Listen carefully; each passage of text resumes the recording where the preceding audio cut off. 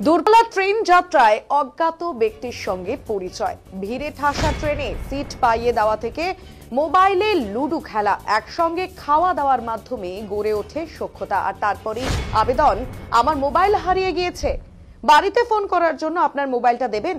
Mobile অজ্ঞাত ব্যক্তির হাতে তুলে দিতেই ঘটে বিপত্তি। কয়েক ধাপে দুটি ব্যাংক অ্যাকাউন্ট থেকে ২৭,০০০ টাকা খোয়া গেল বালুরঘাটের এক পরিযায়ী শ্রমিকের। এমনকি তার মোবাইলের সিম খুলে নিয়ে ফোনের পাসওয়ার্ড বদলে দিয়েছে দুষ্কৃতী। সাইবার প্রতারণার শিকার হয়েছেন বুঝতে পেরে বুধবার বিকেলে দক্ষিণ দিনাজপুর জেলা সাইবার ক্রাইম থানার দ্বারস্থ হলেন সুকুমার হালদার নামের ওই প্রতারিত। দিল্লির গুরগাঁওতে একটি কল সেন্টারে সাফাইয়ের কাজ করেন পরানপুর এলাকার বাসিন্দা সুকুমার। দিল্লিতেই কাজ করেন তার শ্যালক। গত সোমবার রাতে তারা দুজন ফারাক্কা এক্সপ্রেস ধরে বালুরঘাটে ফিরছিলেন। আর সেদিনই তার অ্যাকাউন্টে কোম্পানির তরফে বেতন বাবদ ১৫,০০০ টাকা ঢুকেছিল। প্রতি মাসের বেতন তার সেই মাসেই খরচ হয়ে যায়, যা নিয়েই তিনি বাড়ির উদ্দেশ্যে রওনা হয়েছিলেন। মাঝপথে তার কামরায় এক অজ্ঞাত পরিচয় ব্যক্তি ওঠেন, যিনি তার বাড়ি কালিয়াচক বলেন। ট্রেনের সিট পেতে সমস্যা হচ্ছিল সুকুমারের। তিনি তাকে সিট করে দিয়ে বিশ্বাসযোগ্যতা অর্জন করতে একাধিক গল্প শুরু করেন। তার সঙ্গে ট্রেনে খাওয়া দাওয়া চলে বিস্তর।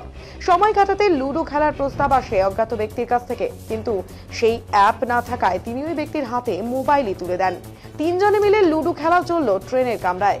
মঙ্গলবার রাতে বাড়িতে ফোন করার নাম করে সুকুমারের কাছ থেকে মোবাইল নেন ওই প্রতারক। তার মোবাইলে ফোন পে অ্যাপে একটি সামান্য টাকা থাকা ব্যাংক অ্যাকাউন্ট লিংক করা ছিল, আর সেখান থেকে প্রায় ২,০০০ টাকা নিয়ে নেয় দুষ্কৃতী।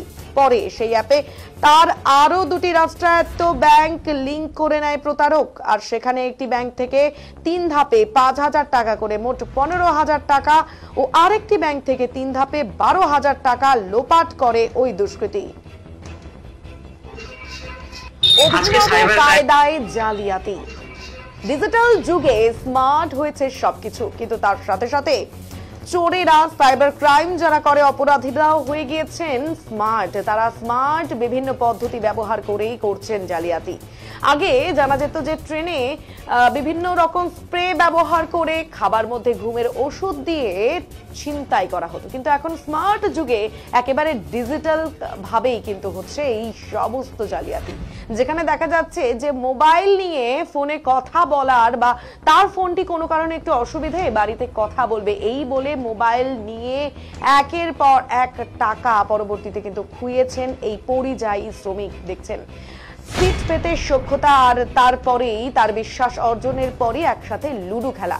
লুডো খেলা নেই তার মোবাইলে ইনস্টল, অর্থাৎ যেই ব্যক্তি প্রতারিত তার মোবাইলে নেই, সুতরাং তিনি দিয়ে দেন যে আমাকে ইনস্টল তাহলে করে দিন, একসাথে বসে খেলবো। আর ঠিক সেই সময় দেখা যাচ্ছে মোবাইল নিয়ে যাবতীয় যা কারুকার্য যা করা কিন্তু হয়ে গিয়েছে।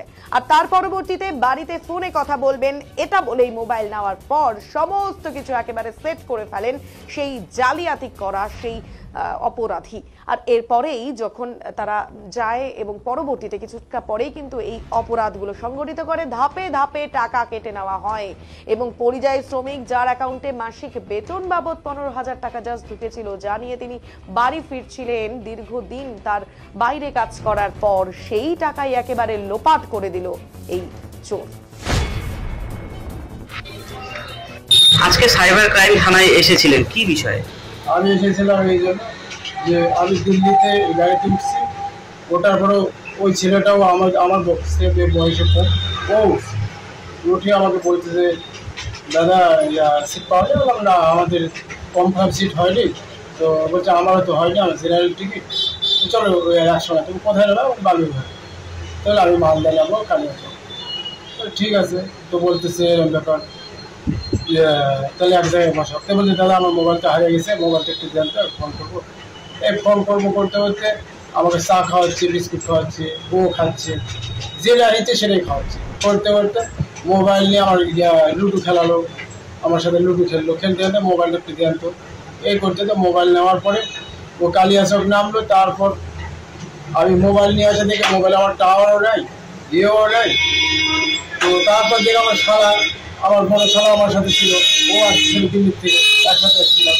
বলতেছে কি যাইবো এরকম ব্যাপার, আমার মোবাইলে টাকা নেয়, ওই ছেলেটা মনে হয় হ্যাং করে দিয়েছে। একটা ভদ্রলোকে দেখালাম, বলছি হ্যাঙ্গারও, হ্যাঁ তো টাকাটা নিয়ে নিছি। তো বলে তোমারটাও চেক করে দেখো। তারপরে বলতে পারো, তাহলে তখন বালুঘাট আসার সাথে সাথে এটিএম চেক করে দেখি আমার মোবাইলে 10-11 তারিখে টাকা ঢোকে, হ্যাঁ দেখি যে ওই টাকা এটিএম চেক করে দিয়ে টাকা নেয়। কয়টা ব্যাংক অ্যাকাউন্ট থেকে টাকা কাটা গেছে? আমার একটা সেন্ট্রাল ব্যাংক ছিল, একটা স্টেট ব্যাংক ছিল। স্টেট ব্যাংকে হলো 12,000 আর সেন্ট্রাল ব্যাংকে 15,000 টাকা যাই, মানে 27,000 টাকার মতো। হ্যাঁ 27,000। ফোনপে ইউপিআই যেটা ছিল ওইটাও গেছে। ওটা কত? আরেকটা যে কোটাক অ্যাকাউন্ট থেকে বলছিলাম ওটাতে কত গেছে? ওটা অল্প 2,000 টাকা হবে। ওখান থেকে 2,000 টাকা গিয়েছে। আচ্ছা, টাকাটা জমিয়েছিলেন 11,500 টাকা 12,000 টাকা স্যালারি মাসে। আপনার বেতনের টাকা কেটে নিয়েছে? বেতনের টাকা 11 তারিখে টাকাটা ঢালছে, আমার ওই বেতনের টাকাটাই কাটছে। মান্থলি জমা হয় না টাকা আমার, কত? যে টাকা